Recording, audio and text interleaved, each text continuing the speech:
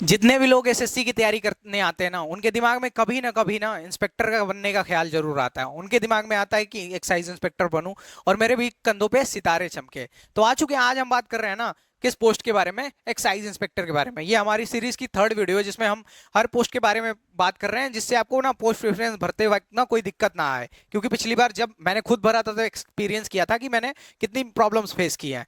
तो इसमें सारे इन्फॉर्मेशन हम दे देते हैं एग्जाम से रिलेटेड, क्या पैटर्न है, क्या जॉब प्रोफाइल है, ट्रेनिंग, सैलरी और पावर, सब कुछ इन्फॉर्मेशन दे देते हैं इस वीडियो में। तो वीडियो में आगे बने रहिए। आज हम बात करने वाले हैं एक्साइज इंस्पेक्टर के बारे में, और जो हमारा वीडियो बेस्ड रहेगा वो रहेगा how to become excise inspector, excise inspector बने कैसे, और उसके बारे में सारी जॉब क्या करते हैं, उनकी हाथ में क्या क्या पावर्स हैं, और सैलरी कितनी मिलती है, और वर्क प्रोफाइल कैसा है, कि इजी है या टफ है। तो उसके बारे में आगे बात करेंगे। तो ये वीडियो मेनली बेस्ड है how to become excise inspector. और इस पोस्ट के बारे में ना बिना बात किए बिना रह ही नहीं सकते, क्योंकि देखो पूरे सीजीएल में ना 2 या 3 पोस्ट हैं जो आपको वर्दी प्रो देती हैं, खाकी वर्दी। ठीक है, प्रिवेंटिव में आपको सफेद वर्दी मिलती है। पर ये ऐसी जॉब है ना कि इसके बिना बात किए बिना रह नहीं सकते, क्योंकि इसमें आपको मिलती है खाकी वर्दी, वो भी 3 सितारों के साथ।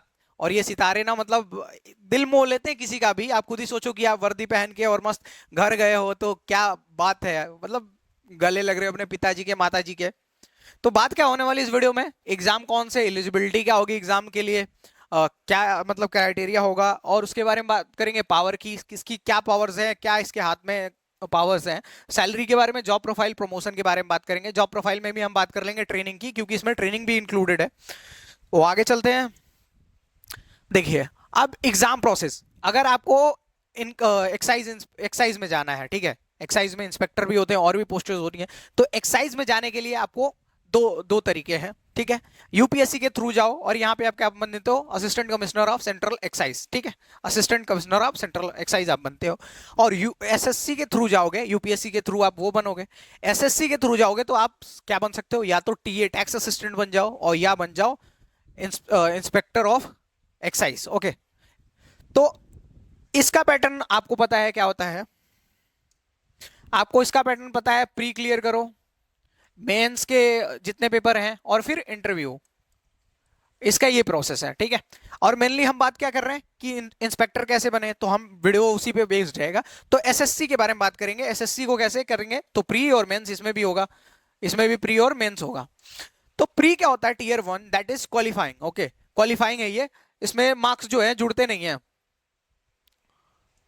प्री के मार्क्स पहले जो होता था 4 टीयर में, यही सीजल के एग्जाम होते थे, और प्री, मेंस और टीयर 3, टीयर 4 सबके मार्क्स जुड़ते थे। अभी क्या है, टीयर 1 क्वालिफाई कर दिया गया है। 25-25 क्वेश्चन चारों सब्जेक्ट के, 25 इंग्लिश, रीजनिंग, मैथ और जीएस, 25-25 क्वेश्चन, 50-50 नंबर के, 200 नंबर की पेपर होती है। और आप यूआर से हो तो टीयर 1 क्वालिफाइड करने के लिए आपको 130 के अप्रॉक्स रॉ मार्क्स चाहिए होंगे। अगर 7-8 हजार पोस्ट है, 10 हजार के अप्रॉक्सिमेट पोस्ट है। कट ऑफ क्या है ना, हमेशा पोस्ट टू पोस्ट वेरी करती है, ठीक है, इतना तो दिमाग आपको होना चाहिए। आप देखो, फिर टीयर 2 होता है। टीयर 2 में क्या है, 90-90 नंबर की मैथ और रीजनिंग आती है, और 135 नंबर का इंग्लिश, और 75 नंबर की जीएस आती है, और कंप्यूटर आता है 60 नंबर का, दैट इज क्वालिफाइंग।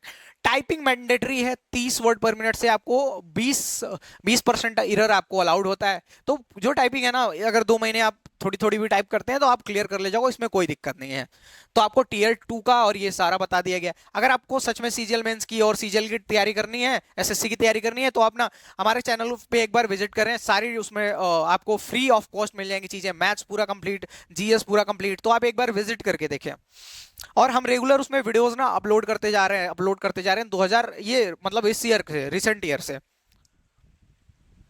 अब बात करते हैं एलिजिबिलिटी की। तो अगर आप यूआर से हो तो आप क्या होने चाहिए, अंडर 30 होने चाहिए। एज आपकी होनी चाहिए जो है, ठीक है, एज क्या क्राइटेरिया है, ये है। अगर बात किया जाए कि इसमें क्या फिजिकल रिक्वायरमेंट्स है, पहले इसमें और बात कर लेते हैं एजुकेशनल क्वालिफिकेशन की। आप ग्रेजुएट होने चाहिए, क्या होने चाहिए, इंस्पेक्टर बनना है तो आप क्या होने चाहिए, ग्रेजुएट होने चाहिए किसी भी कॉलेज से, ठीक है। आप क्या होने चाहिए, ग्रेजुएट, कोई भी स्ट्रीम हो चलेगा। और थर्ड चीज, इसमें ना फिजिकल रिक्वायरमेंट्स की भी कुछ जरूरत होती है, जैसे फिजिकली आप डिसेबल ना हो। हो सकता है कि आप मतलब फिजिकली डिसेबल हो तो भी ज्वाइन कर ले, पर हाँ, इसमें हाइट का क्राइटेरिया है 165। और आपकी डिसेबिलिटी पे डिपेंड करता है कि आप इसको ज्वाइन कर पाओगे कि नहीं। वैसे तो आपको फिजिकल भी देना होता है। इसमें क्या होती है, साइकिलिंग करवाई जाती है, बहुत बेसिक सा फिजिकल है इसका। फिजिकल बहुत बेसिक है, अगर आप आपके हाथ पैर सही है तो आप इजीली इसको कर पाओगे। तो क्या है, 165 हाइट की रिक्वायरमेंट है इसकी, ये आप जान सकते हो। यूआर के लिए, मेल के लिए, ठीक है। और फीमेल के लिए थोड़ी सी शायद इसमें है, वो है 160 के अराउंड, 160 या 162 ऐसे कुछ है, ठीक है। तो अभी हम मेनली मेल के बारे में बात कर रहे थे, मुझे फीमेल का भी लिखना चाहिए था। तो 160 या 162 के अराउंड होगा। तो अभी के लिए मेल का हम ले लेते हैं, मेल यू आर 165। आगे चले अगर वीडियो में, तो हम बात करते हैं पावर की। तो देखो, पूरे एसएससी में ना यही एक पोस्ट है जिस जो आपको 3 स्टार वाली वर्दी देती है, खाकी। बाकी आपको मिल सकता है प्रिवेंटिव वगैरह में, आपको वर्दी मिलती है व्हाइट कलर की, खाकी वर्दी। पर आप कहोगे ना, मैं कहूँ इसमें व्हाइट वर्दी भी मिलती है आपको। जब आप एयरपोर्ट पे ड्यूटी देने जाते हो ना, एयरपोर्ट पे ड्यूटी, तो आपको व्हाइट कलर की ड्यूटी वर्दी मिलती है। ये पूरे एसएससी में सबसे ज्यादा डाइवर्स जॉब है, ठीक है। और पावर की तो बात ही नहीं करिए। जब भी आप रेड देने जा रहे हैं, रेड करने, तो आप समझ ही सकते हैं पावर वहां फील करोगे। आपको असेसमेंट मिलता है, आप किसी का भी रजिस्ट्रेशन, किसी कंपनी का रजिस्ट्रेशन कैंसिल कर सकते हो, आप उसको रजिस्ट्रेशन प्रोवाइड कर सकते हो। तो ये कितनी बड़ी पावर है कि आप खुद सोच सकते हो। आप इसमें क्या करते हैं, ऑडिट रिलेटेड भी कुछ होता है, बैलेंस शीट भी आप बनाते हो, और वहां पे आप ना सीए को बीट करते हो। जब बैलेंस शीट बनाते हो तो आप सीए को भी वहां बीट कर देते हो, इतनी आपकी वो होती है, ठीक है। अब आगे चलते हैं, फिर से हम जॉब प्रोफाइल के बारे में बात कर लें। जॉब प्रोफाइल में अब देखो, ट्रेनिंग होती है 45 डेज की, नशीन में ट्रेनिंग होती है, आपको पता होगा। एक सेंट्रल एक्साइज ऑफिसर जितने भी होते हैं उनकी नशीन में ट्रेनिंग होती है, फिर उसके बाद अलग अलग अपने सर्कल में चले जाते हैं जहां उनकी पोस्टिंग हुई होती है। 45 डेज होती है। इसमें आपको ना मैन्युफैक्चरिंग यूनिट में भी 1-2 दिन जाना पड़ता है। मैन्युफैक्चरिंग यूनिट आगे समझाऊंगा, जब जॉब प्रोफाइल पूरी समझाऊंगा तो क्या होता है। और क्या होता है इसमें, वेपन ट्रेनिंग भी होती है। वेपन ट्रेनिंग, खाकी वर्दी 3 स्टार वाली, जितने लोग देखना ना तुम जो वीडियोस वगैरह पोस्ट करते हैं इंस्टा यूट्यूब पे, तो देखना खाकी वर्दी और ट्रेनिंग वाली वीडियोस पोस्ट करते हैं, जिसमें वो लेट के गन चला रहे होते हैं, खड़े होके गन चला रहे होते हैं, सब कुछ। मतलब वेपन ट्रेनिंग थोड़ा सा एक एक्साइटिंग चीज है ही। आप खुद ही देखना, 3 स्टार वर्दी लियो और फिर वेपन ट्रेनिंग ले रहे हो। हाँ, वर्दी याद रखना हमेशा नहीं पहनते हैं इसमें, ओके। तो अब बात करते हैं काम क्या है इनके। तो आप देखो क्या करते हो, आप सीनियर के साथ जाके रेड में उनको असिस्ट करते हो, उनको रेड में हेल्प करते हो। रेड मारना मैंने इनकम टैक्स वाले में ही सिखाया था, इनकम टैक्स वाले वीडियो में ही, कि कैसे रेड मारी जाती है। अगर नहीं देखा आपने तो पूरी प्लेलिस्ट विजिट करके सारी पोस्ट वीडियोस देख सकते हो, सब पोस्ट की।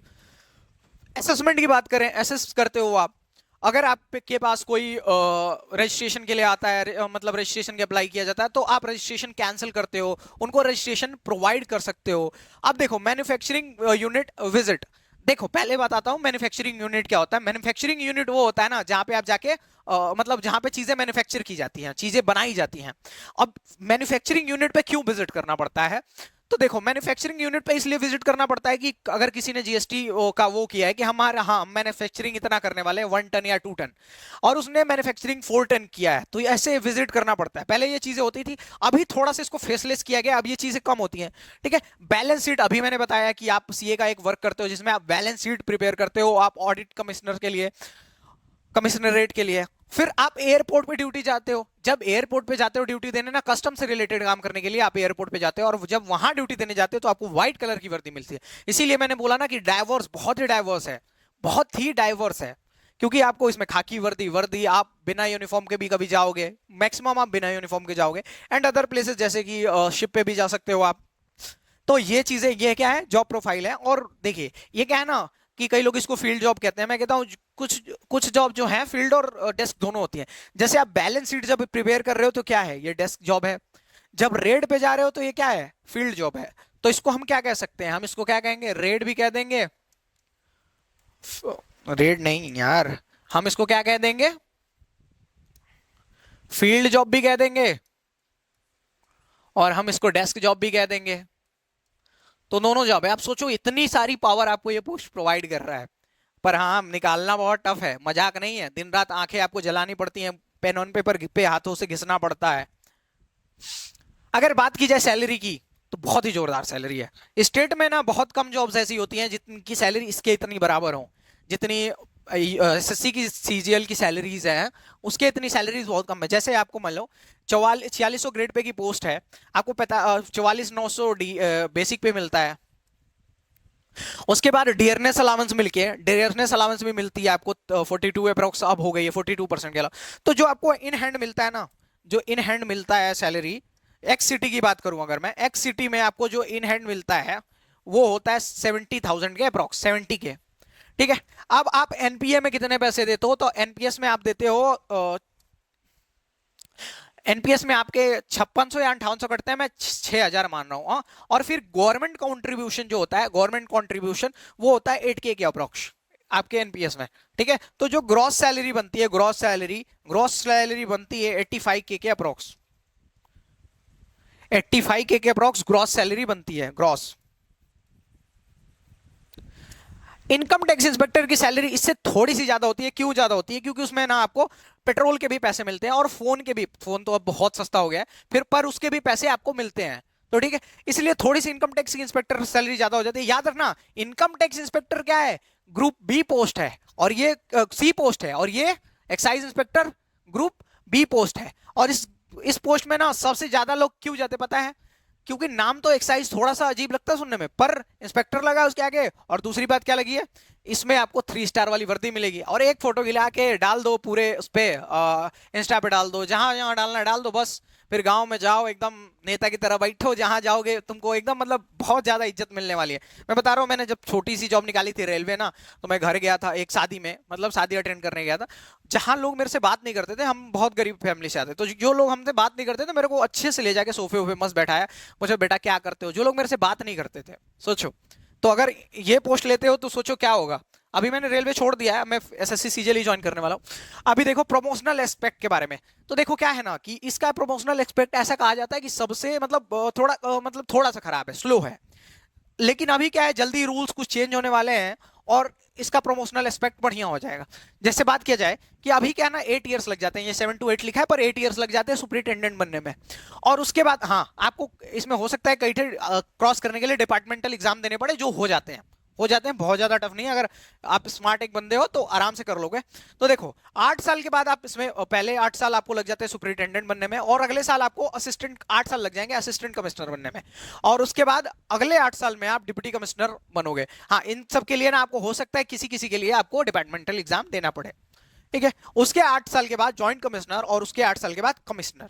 मेरे हिसाब से आप यहां तक पहुंच पाओगे, यहां तक पहुंच पाओगे, यहां तक कुछ लोग पहुंच सकते हैं, कुछ लोग, पर इसके आगे जाना बहुत टफ है। प्रमोशनल एस्पेक्ट में तो दिया गया कि हाँ जा सकते हैं, पर इतना अगर कोई 22 हो इसमें ज्वाइन करता है, 21-21 में, तो हो सकता है यहां तक पहुंच के रिटायर हो, पर मैक्सिमम लोग यहाँ या तो यहां तक आके रिटायर हो जाएंगे। इतनी बात समझ आई? मैंने लगभग सारी चीजें आपको समझा दी हैं इसके बारे में, एक्साइज इंस्पेक्टर के बारे में। अब बताओ कितनी जोरदार सी पोस्ट है। इसके बाद ना आपको एक चीज और देखनी चाहिए इसमें ना, एक चीज और देखना, जब भी आप पोस्ट प्रेफरेंस भरना, तो आप मेन चीज क्या ध्यान दोगे कि उस स्टेट में, आप जिस स्टेट में चाहते हो उस स्टेट में सीट्स हैं कि नहीं। आरटीआई डालना, सीट्स की अवेलेबिलिटी देखना, और क्या करना, उसको देख के और फिर अपना प्रेफरेंस भरना कि हाँ एक्साइज इंस्पेक्टर लूं या नहीं लूं। ठीक है। ये बात बहुत ध्यान देना, क्योंकि जब पावर ओवर अपनी जगह पे है, आपको होम पोस्टिंग मैटर करता है, क्योंकि घर के से दूर रहोगे ना, तो थोड़ा सा खर्चा बढ़ जाता है, आने जाने का खर्चा, बाकी चीजें आपको बहुत ज्यादा प्रॉब्लम होती है। साउथ में चले गए तो फूड की प्रॉब्लम थोड़ा सा, जैसे इसलिए कह रहा हूँ ये ध्यान देना, बहुत ज्यादा प्रॉब्लम होती है। कई लोग क्या करते हैं, साउथ में एक्साइज रहते हैं, तो अगले साल क्या करते हैं, निकाल के फिर से टीए, टैक्स असिस्टेंट, जो 10 साल पहले है, 10 साल की प्रमोशन, 12 साल की प्रमोशन के बाद आप टीए से इंस्पेक्टर बनते हो, तो वो ले लेते हैं। तो मेरी बात ध्यान से सुनना, क्या करना कि इस पोस्ट प्रेफरेंस भरते वक्त स्टेट वाइज आप अपनी रैंक और स्टेट वाइज कितनी पोस्ट है हर स्टेट में, वो चीज देख लेना, कंसिडर करना। अगर आप सीजीएल की तैयारी करना चाहते हो, तो मैं जीएस भाई एंड के यूट्यूब चैनल को सब्सक्राइब कर लो। इससे अच्छा प्लेटफॉर्म आपको ना पूरे यूट्यूब पे मिलेगा नहीं। जितने ऑर्डर में ये चीजें प्रोवाइड कर देते हैं ना, आप कहीं और एक्सपेक्ट नहीं कर सकते। बहुत ही ऑर्डर में चीजें यहाँ पे प्रोवाइड कराई जाती हैं, तो आप सब्सक्राइब कर लो। हमारी ये प्लेलिस्ट है, कुछ देख सकते हो, जैसे ये मैथ की प्लेलिस्ट है, सारी वीडियोस इसमें धीरे धीरे करके अपलोड की जा रही है, लेटेस्ट एकदम। और लेटेस्ट जितने भी चैप्टर वाइज क्वेश्चन आते हैं, जितने भी एग्जाम में किसी क्वेश्चन आए, सबका चैप्टर वाइज करके हम उसमें अवेलेबल करा देते हैं। ये जीएस जीएस आप करने के लिए, कवर करने के लिए आप अखंड सर को फॉलो कर सकते हो। क्यों? अखंड सर सिविल सर्विसेज का मेंस लिख चुके हैं। ठीक है। इनकी एज काफी कम है, अभी 22 साल के हैं, फिर सिविल सर्विसेज का मेंस लिखना बहुत बड़ी बात है इस कम एज में। तो ये लिख चुके हैं, और हम लोग को आप लोग को, हमें इनसे सीखना चाहिए, और काफी अच्छी चीज। देखो ये देखो, एक एक चीज ना काफी अच्छे तरीके से समझाते हैं। जैसे ये देखो, युद्ध का प्रभाव, आक्रमण, तुर्क आक्रमण, तराइन, ये सब सारी चीजें बहुत अच्छे वे में समझाते हैं। तो आप इनसे काफी कुछ सीख सकते हो। तो मैथ्स के लिए आप मुझे फॉलो कर लो, मेरी प्लेलिस्ट फॉलो कर लो, और जीएस के लिए आप इनको फॉलो कर लो। अगर आपको पीडीएफ क्लास देखते हो, उसकी पीडीएफ चाहिए तो टेलीग्राम ज्वाइन कर लीजिए आप। और अगर आपको वीडियो ये अच्छी लगी है तो आप हमारा चैनल सब्सक्राइब कर लीजिए, आप हमारी जाके फुल वीडियोस देखिए। आपको जो क्वालिटी कंटेंट दिखेगा ना, आप कहोगे बाकी लोग तो टाइम पास कर रहे हैं, ये टीचर्स पढ़ाते हैं, ये टीचर अच्छे पढ़ा रहे हैं। ठीक है, तो अगर आप अभी तक देख रहे हैं तो thank you so much for watching.